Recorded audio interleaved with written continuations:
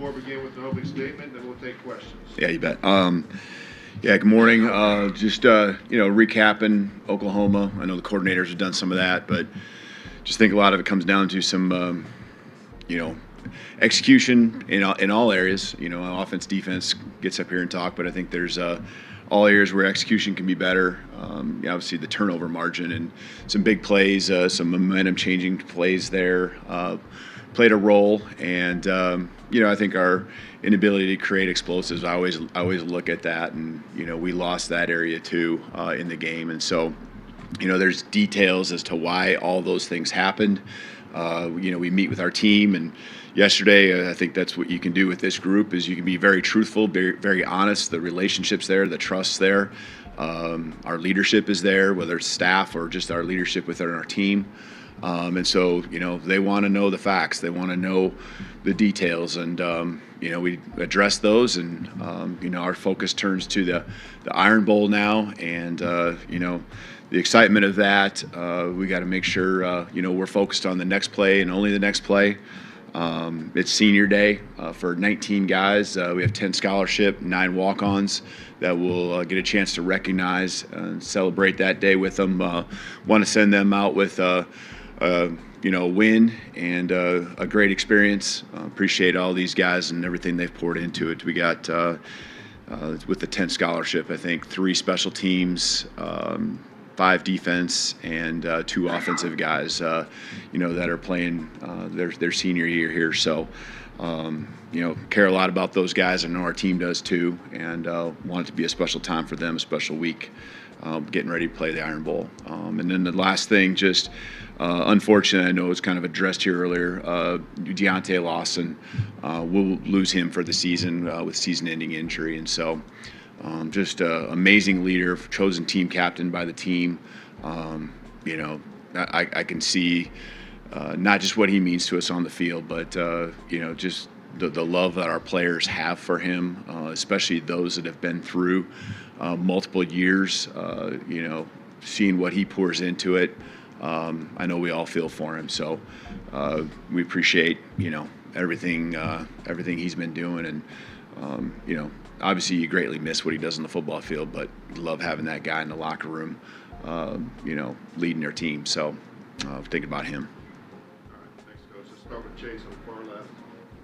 Coach, when you went back and watched video of the game, what did you think of the effort that Jalen gave on the tackle on the pick six? Yeah, I mean, he's got to find a way to get him out. He's a good enough athlete to where either using the sideline or forcing a cutback, it's not something you spend a lot of time practicing. That's not a position he's in. He's got to find a way to get him out of bounds. And so I think I trust Jalen to do a lot of things, and I trust that he can get him down. And so, find a way to get the defense out there, find some way possible, hold them to a field goal. Those are the things we want to try to do. But, it's not something you practice a lot, and I blow the whistle dead every time. Obviously, I don't want guys tackling each other in practice, especially the quarterback. So find a way, just that's what I would say. Go to Charlie here, far right. Yeah, hey, Coach. It didn't look like Justice Haynes played a ton in the second half. Maybe he was kind of working through some things on the sideline. Do you have an update on him and if he was maybe limited? Yeah, I mean, he's a lot of guys working through things all season. He's certainly one of them. And so, Justice, trying to use him in the ways we can. Again, everyone's not at full strength, and but he goes through the week of practice, trying to prepare the best he can to go out there and give us everything he's got. So we believe in him for sure. Back over to the front left, Katie. You talked about turning the focus to the Iron Bowl. This is a group of players that haven't lost to Auburn in their careers. Just kind of is that motivation enough for these guys with this rivalry game this week? Yeah, and just already talking about it yesterday and in the team meeting, and you can already feel leadership stepping up and really talk about what this game means to them, what this means to us, what it means to everyone, both sides, the state. 365 days of the year. Ever since I've been here, I think I hear about it every day. And so understand what it means and the excitement, and we have to put and learn from last week and be better because of it, and turn the page and get ready to practice tomorrow and do everything we can to be successful on Saturday. Find a way to win. Let's go to Nick, front right. Yeah, without Deontay, Justin Jefferson's a guy you guys will turn to. What does he bring, and what does he need to do to make sure that he fills that void?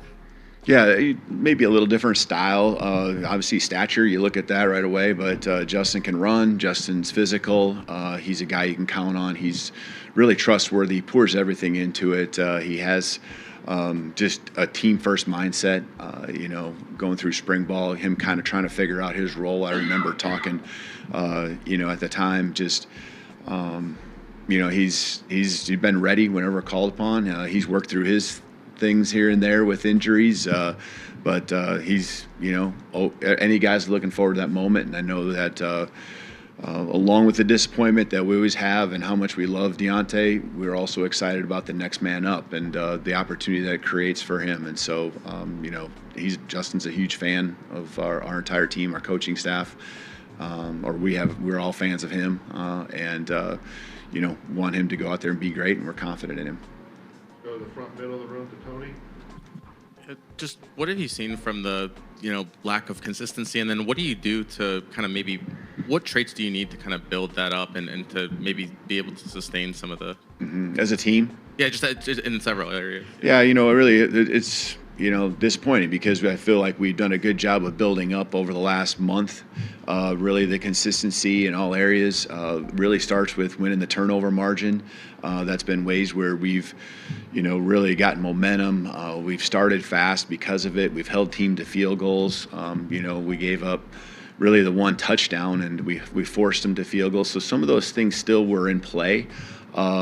We didn't have that momentum that you need. We went into an environment and we let the environment be what it was because we didn't grab a hold of it like we did at LSU, and kind of took over the place. And so we let them hang around through the first half, and then obviously they got the score at the very end, and then a couple plays, right? The takeaways that they had or the turnovers on our part.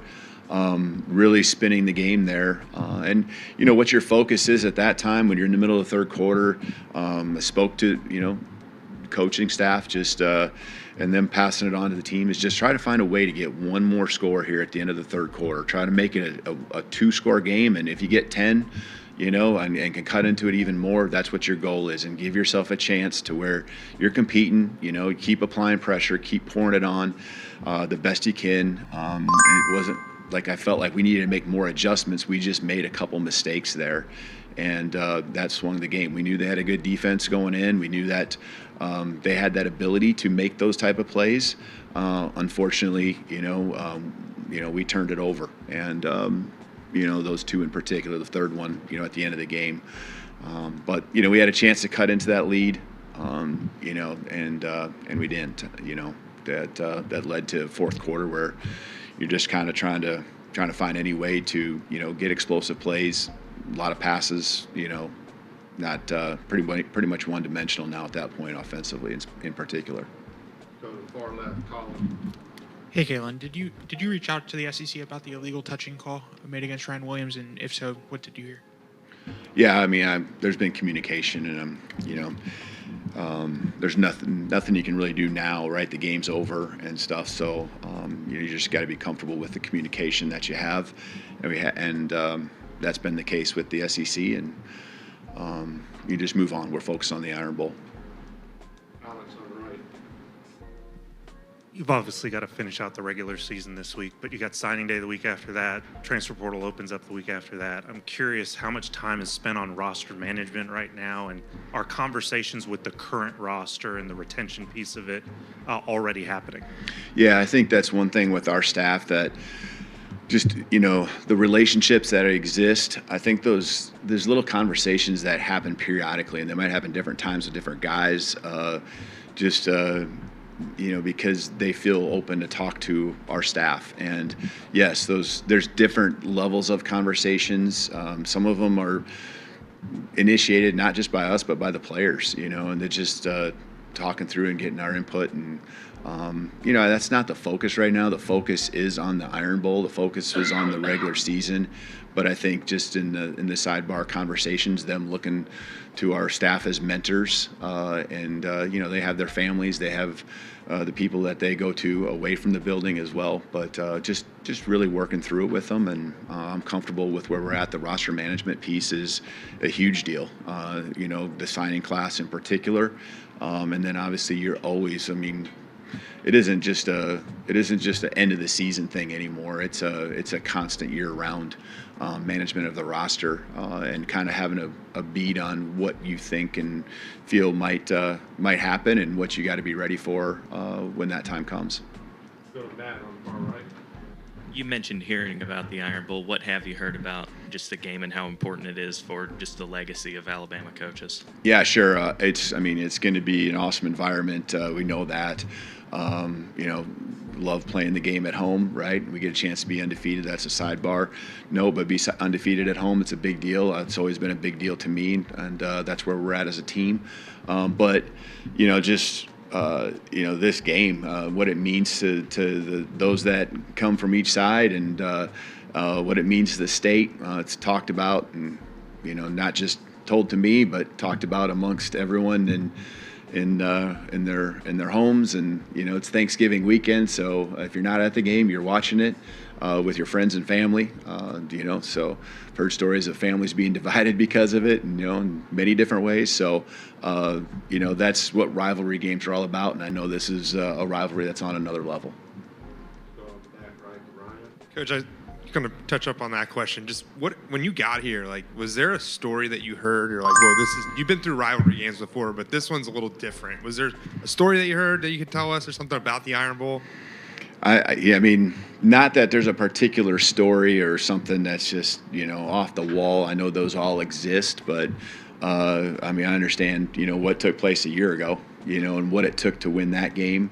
And, that's, I think, probably pretty reminiscent of what, both sides are looking at as far as the effort it's going to take, and playing for 4 quarters, playing every second, every play like it's your last. So that's the intensity of it. Let's go to EG, sorry. Coach, when you look at the game plan going into OU compared to the in-game adjustments made, how do you feel like those complemented each other? I think the very end of the game, I think, was different just because of the nature of what the score was. But I felt like offensively, a lot of it was sticking to the plan, because I think our plan was good. We just, we didn't get a chance to get into the offense enough to be able to create the explosives, the things that come off of plays that you're not setting up, because we'll go to the explosive opportunities whenever they're there, but it didn't develop. There wasn't a rhythm, and I think it's always hard to you got to find those plays that can get into a rhythm. That's your base offense, and so a lot of times that is execution, and that's on everyone. That's not just on one particular group. But defensively, I think there's always adjusting, especially when a team has elements that are presented in a way that maybe are a little bit different. They still have the DNA of who they are. We knew that their quarterback would still be involved in the run game to some capacity. We knew a little bit of the formations, but there's going to be adjustments, because every week an offense, shows new pictures, and they're adjusting to their personnel. So there's probably a few more adjustments in the game plan as it goes on, but those are usually part of the game plan itself. You're just going to plan B, plan C. And that's, to me, what adjustments are. What the possibilities are each and every week from the film that you watch. And, it's just a matter of going to the next level and next set of plays that either attack offensively or, adjust to what you've been seeing defensively, and you call more of this rather than that. So I think, it evolved, but I think it's different for each side of the ball. Go to Kirk. Yes, Coach, I know a loss is a loss, but I wonder if you differentiate a game that you think maybe you lost as opposed to a game where the other side won, and if the reaction and going forward is different from that. Yeah, I mean, we lost. We lost, and you know, I don't know which ones I've ever felt worse about. Maybe people have strong opinions. I mean, when you lose, and it's just sickening. You know, every time it happens. I mean, that feeling in your gut, right, is there, and doesn't matter how. I know you can probably look at it different ways. I mean, a last-second throw and you lose on the last play of game versus, you know, losing when you're down by multiple scores. Yeah, it's still a loss. And so to us, we fell short. We didn't play at the level we're capable of. And that's what we look at. That's what we go back to. That's what we actually have to, the flush is the feeling, because we have to understand that we're capable, that we have had a lot of consistency for a month, and that, you know, wasn't in on Saturday. Let's go back to the room to Jamie. Hey, Coach, Alabama has Ryan Williams. Auburn has Cam Coleman. How difficult of a cover is he for a DB? Yeah, and they have multiple threats that I would consider very difficult, but certainly, you know, high-profile guys, guys that have really produced, you know, for both teams as you know, young athletes here at the college level. So he's extremely impressive. He's made a lot of plays for him this year, and yeah, I mean, you know, you gotta not just focus on him. You got to focus on the other guys that have had big games, and it's not just in the pass game, but it's also in the run game. You know, their quarterback now, Thorne, has done a nice job adding to that too with his legs. So a lot of threats, you know, and that's what you want to be. You want to be an offense that has a lot of threats, and they have that. All right, thank you, Coach. You bet. Roll Tide.